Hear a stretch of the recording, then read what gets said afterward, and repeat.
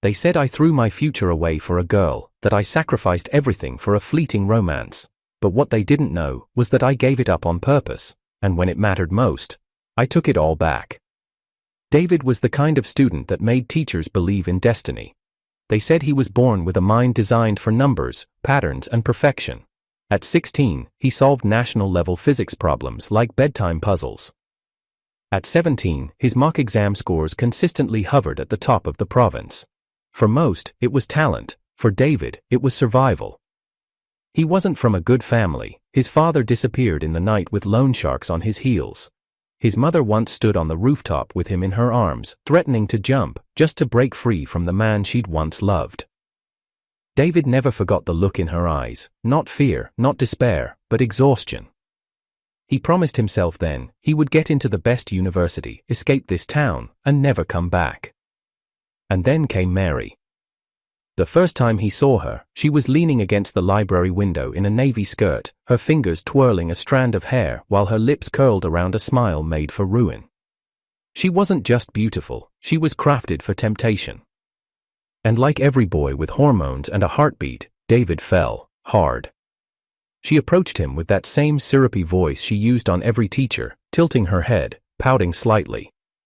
"Hey, you're good at math, right? Can you help me sometime?" He said yes. Of course he said yes. What 17-year-old could say no to a goddess pretending to need him? At first, it was innocent, study sessions in quiet corners, her perfume lingering on his hoodie, her hand brushing his under the table. Then came the teasing, the late-night messages, the karaoke dares, and finally, the kiss. That night, under flickering blue neon, she pulled him close and whispered, "Can't you be a bad student? Just for me?" He laughed. A real one. He was already halfway there. His grades had begun to dip. He'd skipped his last physics prep. He hadn't touched his mock paper in days. The next day, his name was missing from the top rankings. George made sure the whole school noticed. George, who used to trail just behind David in every subject. George, whose father happened to be the principal. George, who used to call David brother until Mary leaned into David's arms one too many times.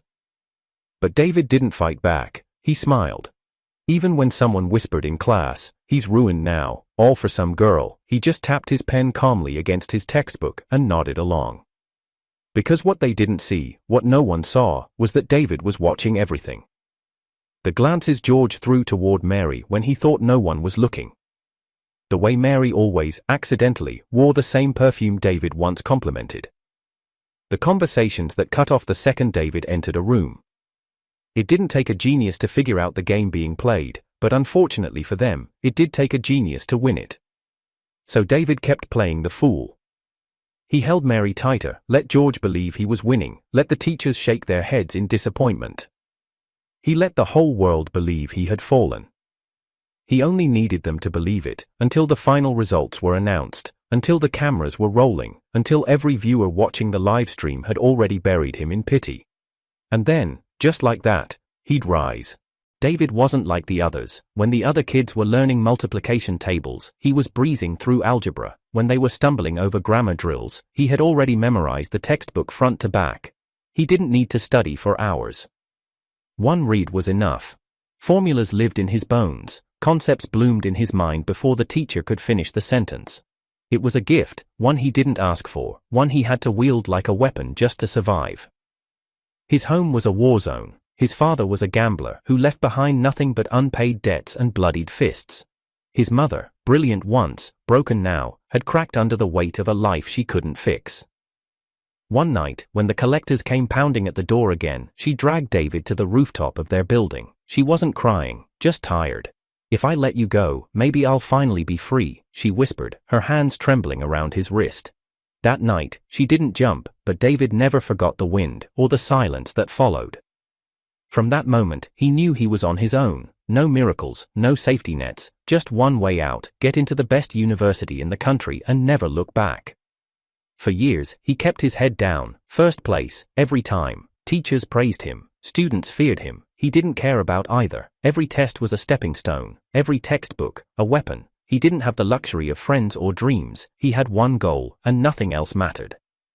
Until Mary walked into the room. She transferred in the middle of the semester. Long hair, pale skin, lips stained in the faintest shade of cherry red. When she introduced herself, boys held their breath and girls held their boyfriends tighter. She was beautiful in a way that made people forget their names. David didn't even glance at her, at first, but Mary had a way of making herself unavoidable. She sat next to him in class. "I heard you're the smartest one here," she said, her voice soft and sweet. "Can I borrow your notes?" He handed them over without a word. The next day, she returned them with a smile. "You have really neat handwriting," she added, leaning in a little too close. He told himself it meant nothing, that he was just being polite, that the flutter in his chest would pass, but it didn't. She started asking for help after school, one-on-one sessions in the library, then the cafe, then the park. Every time, she'd laugh a little more, lean a little closer, brush his hand by accident, and every time, David let her. When she kissed him outside the study hall, he didn't even pretend to resist. It was his first kiss, and for a moment, just a moment, he let himself believe it was real. But it wasn't. Mary wasn't interested in equations or David's notes. She was interested in his weakness, and someone else had pointed it out to her. George. George, the golden boy, the principal's son.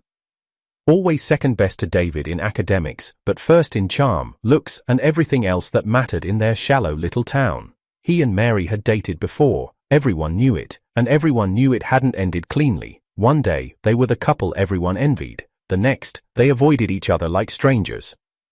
Or so it seemed. What David didn't know then, but would later uncover piece by piece, was that George hadn't let her go. He'd given her a task. Get close to him, George had said, make him fall, then break him. And Mary, she agreed, she said yes. Whether it was out of spite, boredom, or just a twisted idea of fun, she agreed. So she seduced David, she wrapped herself around him. She whispered, "Don't study today, stay with me." And he did. She pouted, "I feel like there's distance between us." So he stopped doing homework. She smiled, "Can't you be bad, just for me?" So he let himself slide. His scores began to drop. The teachers stopped calling on him. His name slowly slipped down the rankings until it wasn't even on the list. And through it all, Mary stayed close, kissed his neck, held his hand, whispered sweet nonsense in the dark. She thought she was winning, so did George. They didn't know the truth. David had overheard them once, in the storage room behind the gym, whispering when they thought no one else was around. "He's basically ruined," George laughed. "From top scorer to dropout, I almost feel bad." "Don't," Mary replied, adjusting her skirt in the reflection of a trophy case. "He's a simp, he'll follow me anywhere, even to a garbage school." David heard every word. He stood outside the door, notebook in hand, face unreadable. That night, he stayed up until dawn, solving problems, reading strategies, reviewing everything he'd ignored for the last 6 months. And then, he smiled. Because the game had finally begun. From that day on, David became the perfect puppet. He acted more desperate, more lost, more obsessed with Mary than ever before. He started failing even harder. Teachers sighed in disappointment, students whispered, George smirked, and Mary, she got comfortable, too comfortable. She didn't notice that he'd started disappearing again after school, back to the library. That the messy notes he scribbled in front of her were just for show. That every time she pulled him away from a study session, he was secretly testing her boundaries, calculating just how far he'd go to keep him distracted. He played the fool flawlessly, because that's what they needed him to be, and the more they believed it, the deeper the hole they dug for themselves. By the time the national exam approached, David had what he needed: proof, motivation, and most importantly, control. He let Mary buy the hotel room. He let George organize the live stream to humiliate him on results day. He even let them believe he was applying to a third-rate junior college, just to sweeten the final act. Because David wasn't a boy in love. He was a strategist sharpening his sword. And the day of reckoning was coming. At first, David truly believed it was real. Mary would tilt her head and tuck her hair behind her ear, and he'd feel something shift inside him, something reckless and warm. She smelled like lavender and late-night whispers. The way she whispered his name, soft, almost guilty, made him want to forget everything else. She was brilliant at pretending. They sat together in karaoke rooms lit with dim, flickering blues. She'd lean against his shoulder and steal glances while her fingers played with the hem of her skirt. "You always look so serious," she teased once, passing him the mic. "Can't you just relax, for me?" He tried. He stopped studying after school, skipped mock test reviews, watched as his name, once fixed at the top of every academic board, slowly slid downward week by week. Mary would notice the changes, the way his teachers stopped praising him. She'd smile and whisper, "Is it bad that I like this version of you more?" And David, God help him, smiled back. The truth is, she was addictive, her lips, her voice, the way she looked at him like he was the only one in the room. When she kissed him in the stairwell after finals, he thought it was love. When she pulled him into her room that night and wrapped herself around him like a fever, he thought it meant everything, but he was wrong, because the whole time, someone else was watching, George. George didn't have to lift a finger, he just waited while Mary pulled the strings. Every time David chose her over a textbook, every time he slept through class or skipped a study session, George saw it. The smirk on his face grew wider with every mistake. His plan was working, and the best part was, David had no idea, except, he did. The recording came to him by accident, or maybe it was fate. He had stayed back in the school archive room to retrieve an old textbook. That's when he heard it, laughter muffled through the thin partition wall. Familiar voices. "George's first. He's finished, got him completely wrapped around your finger." Then Mary's, softer but clearer. "He's so easy. All I have to do is kiss him once and he forgets what a textbook even looks like." David froze.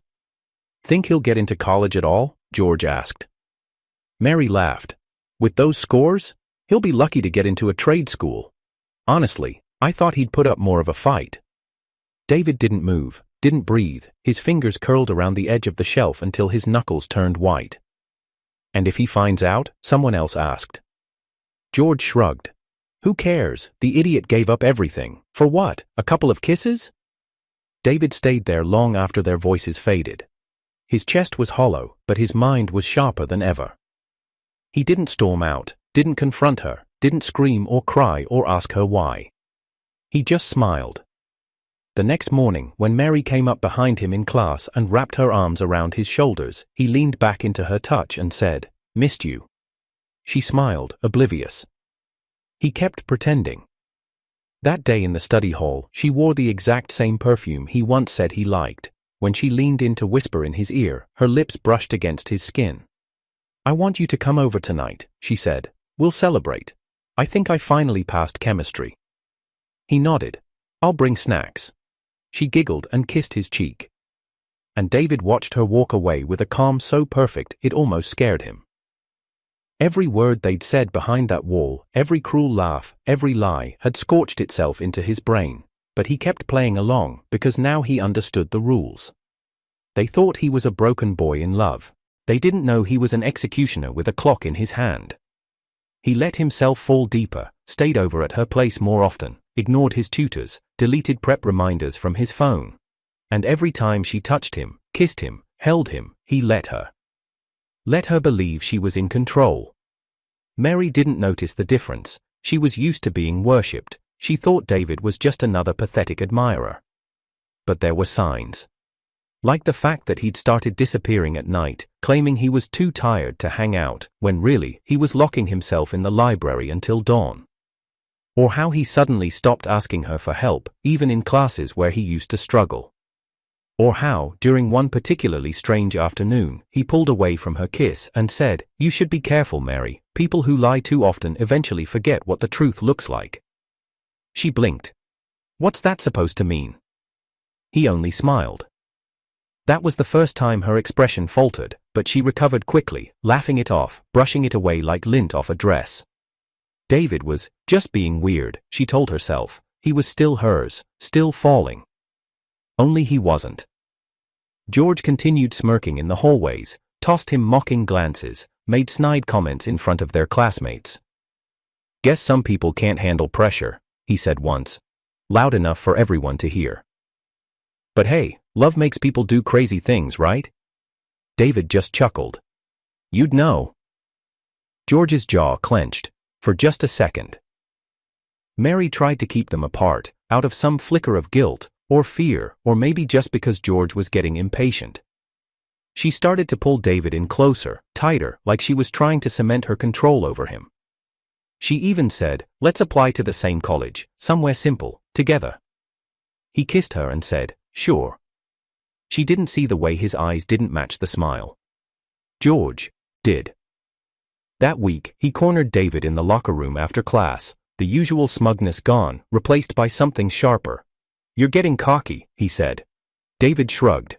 "I'm just in love." George stepped closer. "You really think she's yours?"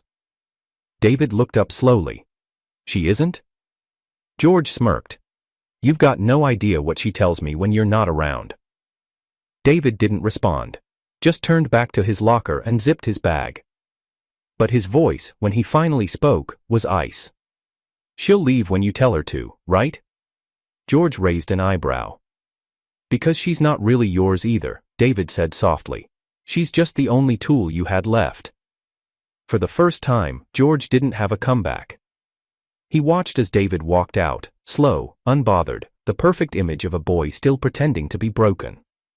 Mary was waiting outside, smiling. David leaned down, kissed her temple, and whispered, "I've never loved anyone like I love you." She melted. He looked over her shoulder and met George's eyes one last time, then he winked. David lay awake in the dark, the hum of the ceiling fan slicing the silence like a dull blade. Mary was asleep beside him, one hand draped over his chest in the same way she always did when she was trying to stake a claim. Her face in sleep was soft, innocent even, eyes closed, lips parted, the faint rise and fall of her breathing pressing against his ribs. It was a face he'd once memorized with the same precision he used to memorize formulas. A face he'd once wanted more than escape, more than ambition, more than anything. But not anymore. He stared at the ceiling, feeling the weight of her arm like a shackle. One part of him still wanted to believe it, wanted to believe that somewhere between the hotel keys and the whispered confessions, she'd really fallen for him. That her tears weren't just another move on a chessboard.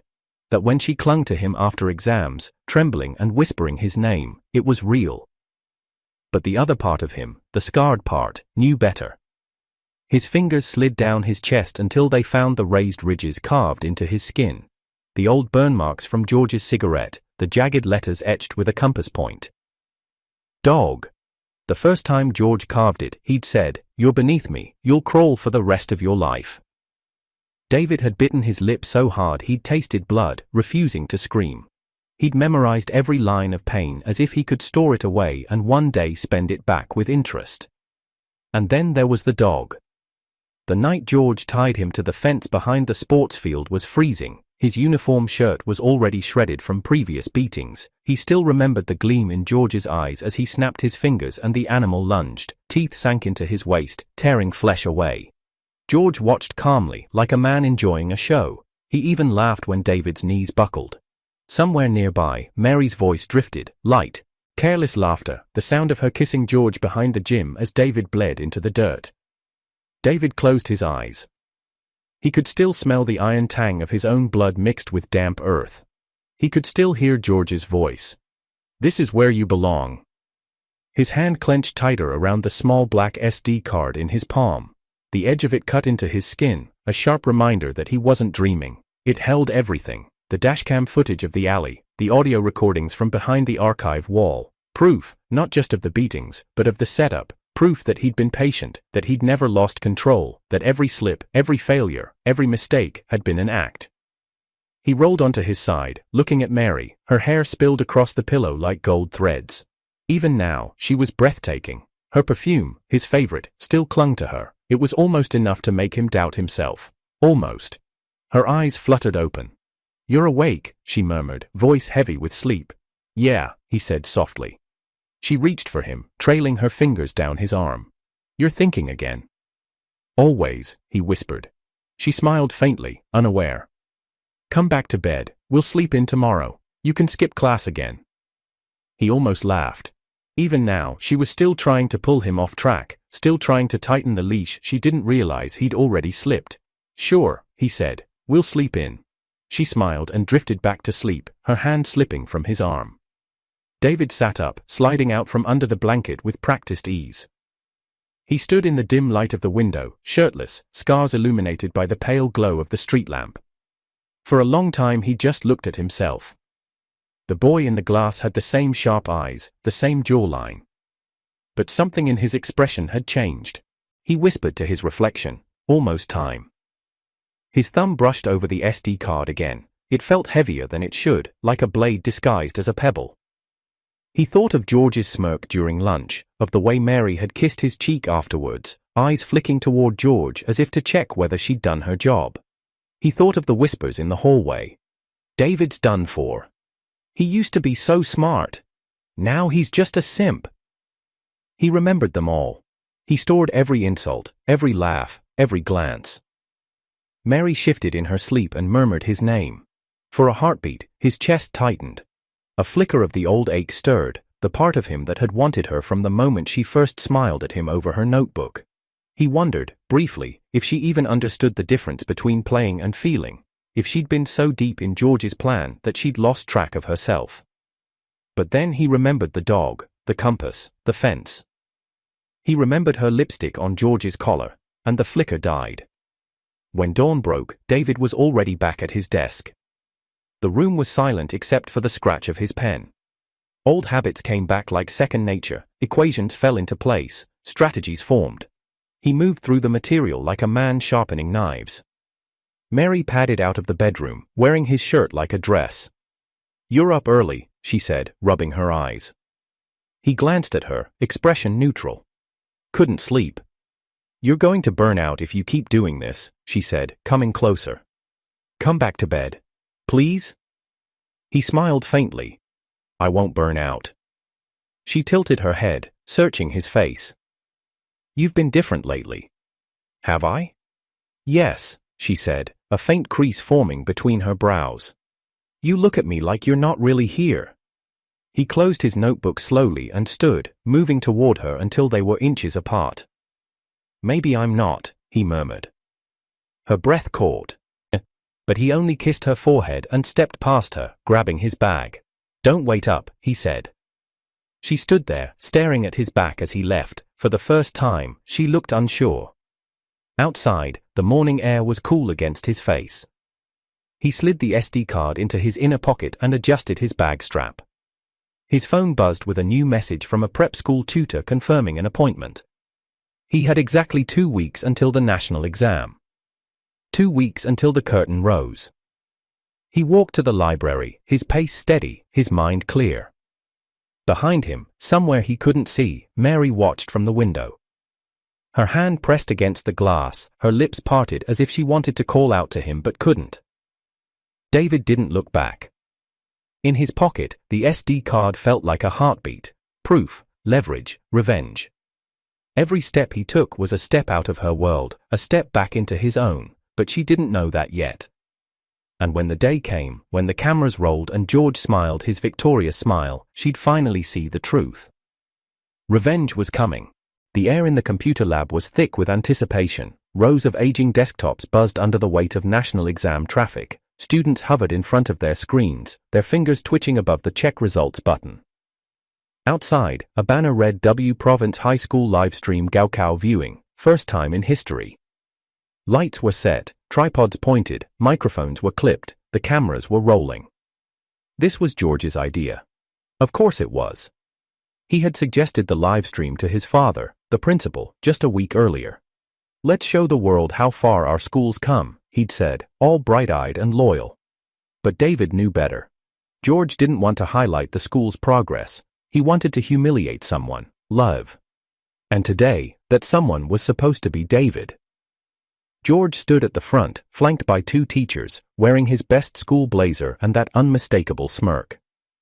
"Let's not pretend this isn't a big deal," he said to the camera. "This year's scores will shape the rest of our lives." Laughter broke out politely among the staff behind him. Even Mary giggled beside David, her hand rested gently on his arm, possessive, casual. "You're not nervous, are you?" she whispered. David glanced at her, deadpan. "Not at all." She smiled. She still thought she held the reins, even now, even here. The lab lights flickered, dozens of monitors lit up with login portals. The first student gasped, "I got 6 on 10. Another one screamed, 596, yes. Applause echoed faintly. The live stream chat lit up, filled with emojis and virtual thumbs up. Then George stepped forward. "Let's make it interesting," he said, loud enough for the microphones to catch. "Everyone knows I've been working hard for the last 2 years, but what most people don't know is, I used to be number 2. He turned toward the camera. "Number 1 was a guy named David," he said, dragging the name out. "Like Venom. But, let's just say he got distracted." The chat exploded. "Wait, what? Name dropping? Bold. Is that the smart kid turned simp rumor guy?" David didn't blink. He leaned back in his chair and crossed one leg over the other. George gestured to him theatrically. "And here he is. Let's see what happens when love beats logic." Mary shifted beside David. She squeezed his arm tighter, comforting, possessive. Her smile was smug. She genuinely thought this was her victory lap. "David," George said, "go ahead, show everyone how hard you worked." Cameras zoomed in, students turned, screens were projected onto the main monitor. All eyes landed on David. He moved slowly, deliberately, and clicked, "Check score." The screen went blank. A pause. Confused murmurs rippled across the room. Then the text appeared. "Score shielded. Candidate is among the top 50 in province. Contact admissions office directly." Silence. It took the chat a full 2 seconds to react. Then it detonated. "Shielded? No way. Top 50? Wait, wasn't he supposed to fail?" Mary's hand fell from his arm. Her smile vanished. George leaned forward like the screen had betrayed him. David's phone buzzed. Capital University Admissions Office. "Hello, David, congratulations on your exceptional Gaokao score. We'd like to meet with you at 2 p.m. today." He turned the screen toward Mary, her lips parted, her breath caught. George finally spoke, his voice cracking. That has to be a glitch." He rushed to the teacher's console, furiously typing. "Check his score manually, it's impossible." No one moved. The principal stepped forward, pale. "Is this?" Another buzz. Another message. "W. Province Gaokao Authority. Congratulations, your score of 726 places you as the top science track student in the province." David stood. Cameras followed. "I guess all that love really paid off," he said. George stumbled backward, like he'd been struck. Mary stared at him, wide-eyed, lips trembling. The chat feed was out of control now. "He's number 1? This is like an anime. The twist? I bet the girl's freaking out." David looked at Mary. "Funny, isn't it?" he said quietly. "You all tried to ruin me. You played your part perfectly." She shook her head. "David, I didn't know. I thought—" He smiled, slow and cruel. "I was never yours to break." He took a step closer, lowering his voice just enough that only she and George could hear. "I let you hold the knife, Mary, but you never noticed it wasn't sharp." She flinched. He turned to George. "You wanted to humiliate me on camera," he said. "Now you'll be viral for something else." Then he leaned forward, eyes locked on George's crumbling face. "You always wanted to beat me, but now the whole country knows, your girlfriend and your rank both belong to me." The room tilted. A teacher faintly said, "Cut the feed, cut the feed." But it was too late. Over 50,000 people had seen it live, and another 5 million would see the replay. George staggered out of the room. Mary just stood there, frozen in place. David looked into the nearest camera and gave a small, perfectly measured smile. Then he whispered, "Thanks for watching." Room 401 smelled faintly of melted wax and something sweet and floral, the same perfume Mary used to wear when she first sat next to David in class. Candles flickered on every surface, their flames trembling like frightened birds. She had dimmed the lights, drawn the curtains, and scattered rose petals across the bed in a scene lifted straight out of the romance dramas she once mocked. Her hands were clasped in front of her chest, fingers white at the knuckles. When David stepped through the door, she sprang toward him as if he were the last lifeboat on a sinking ship. Her hair tumbled forward, her face pale but still heartbreakingly beautiful. "David," she whispered, voice cracking. I didn't mean it. I didn't mean any of it." She reached for his wrist. "I love you now, I swear I do. Please, let's start over. We can go anywhere you want, we'll leave this town behind." He closed the door behind him but didn't touch her. His face was calm, unreadable, the kind of calm that had once terrified invigilators who watched him finish an impossible paper with perfect composure. He took a single step forward, and she faltered, her arms still outstretched. "I've been waiting for you all day," she said, her voice breaking. "I kept thinking about what you've done for me, about how you stood by me even when—" She choked back a sob. "Even when I didn't deserve it. I was wrong, David. I see that now." He said nothing. He just began unbuttoning his shirt. She blinked. "David?" He pulled the fabric aside and let it slide from his shoulders. Under the candlelight, his torso came into view, burn marks seared into his skin like brands, ragged scars that had long since healed but never faded, and across his ribs, the word carved with a compass, "dog." Each letter raised and angry, a permanent echo of someone else's cruelty. Mary's hands began to shake. "What?" she whispered. "What happened? To you?" Her eyes flicked over each wound like they were reading a story she'd never known existed. She reached out, but he caught her wrist before she could touch him. "You want to know why?" David said quietly, his voice low and steady. "Because George couldn't touch my mind, so he used you to break my body." Her lips trembled. "No," she said. "I didn't know about this. I didn't think he'd ever—" David raised his phone. He pressed play. The room filled with George's voice, raw and unfiltered. The audio he'd saved was ugly, George laughing between breaths, recounting the night he tied David to the fence, the dog snarling in the background, the sound of David gasping through clenched teeth. "He thinks he's better than me. I'll teach him where he belongs. I'll have my girl bring him down from the inside. When he's crawling, when he's nothing, I'll spit on him, and he'll thank me." Mary's face went white. She sank to her knees, the sound of George's voice wrapping around her like a noose. She covered her mouth with both hands, but the audio kept going, George bragging, mocking, naming her as part of the plan.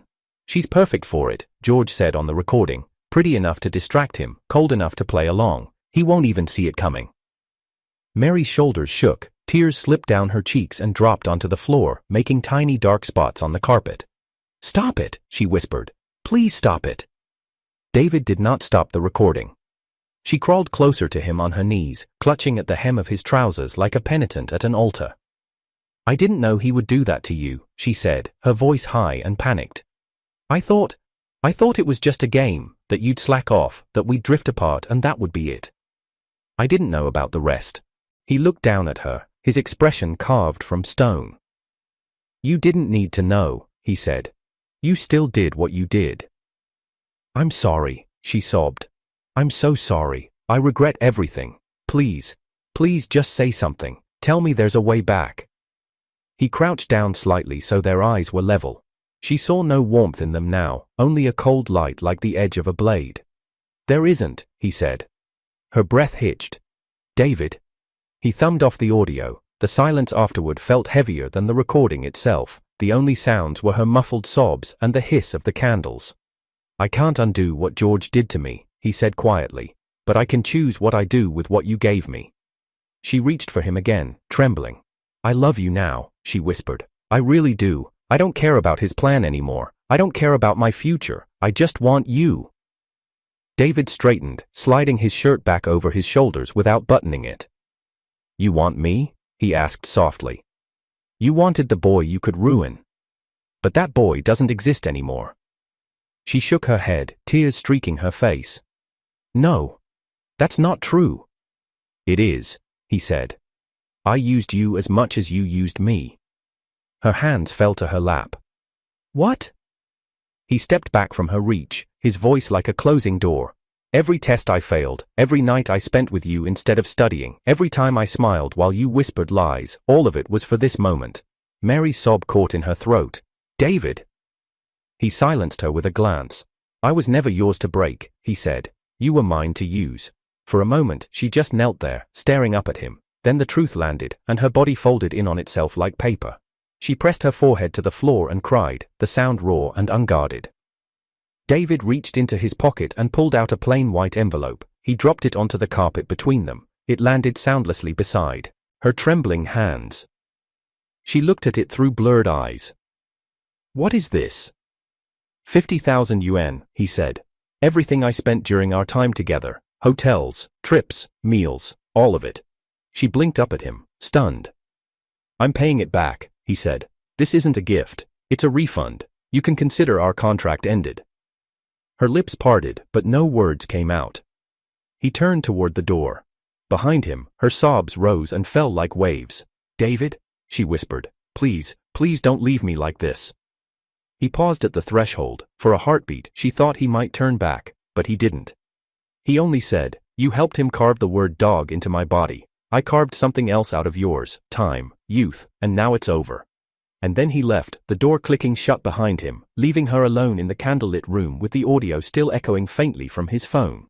The footage was submitted to the police anonymously, but David made sure it reached every platform that mattered. It began with George's voice, arrogant, unfiltered, laughing about how he carved the word dog into David's ribs.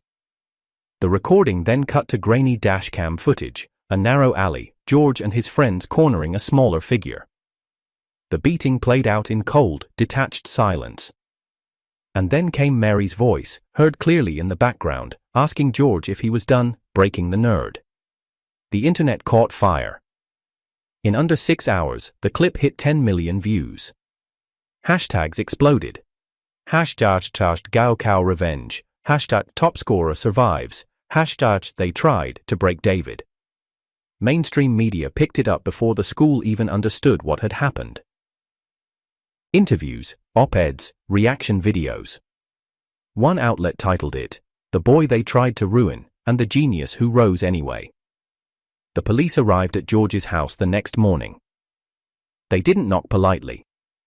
David watched it all unfold from a quiet cafe booth across the street, sipping a black coffee, his expression unreadable. His laptop glowed with updates, order notifications pouring in from students and parents nationwide. The valedictorian study notes had gone viral too. He didn't plan for that part, he only uploaded them because he wanted something to do while the dust settled. But something about the story, the underdog who came back from the edge, the boy who turned scars into fuel, resonated. Tens of thousands of copies sold in a week. Review pages overflowed with comments. "My son cried reading your speech. Your notes got my daughter into her dream school. You made my lazy nephew pick up a pencil." And so the money came, quietly, consistently. His account balance ticked upward, like clockwork. He never smiled at the numbers. Mary saw it all too, from the shadows, far behind the glow of his rising star. She watched him on screens, in news clips, in recommended videos she didn't even ask for. Always dressed in crisp whites or grays, always speaking calmly, precisely, always untouchable. She held the bank card he had left her, the one with exactly 50,000 yuan. It sat in her drawer like a splinter in her skin. Some nights she would open the drawer just to look at it. She never spent a cent. She remembered what he said when he handed it to her. "That's what your betrayal cost me. I've paid it back. We're done." Not a gift, a refund, a receipt for the most expensive mistake of her life.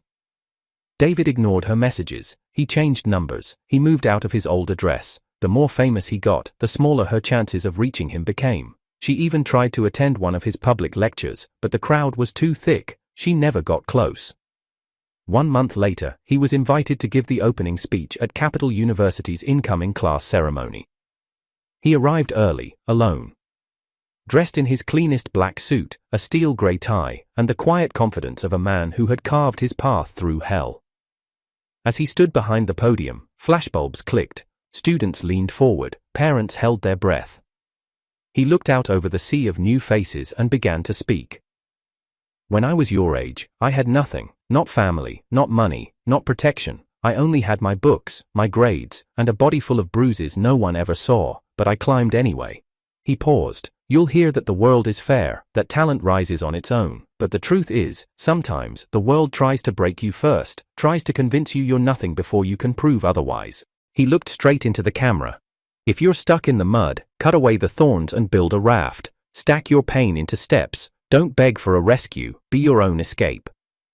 The hall erupted. The livestream chat was chaos, goosebumps. "He's the truth. My son is listening to this every day from now on. From dog to God."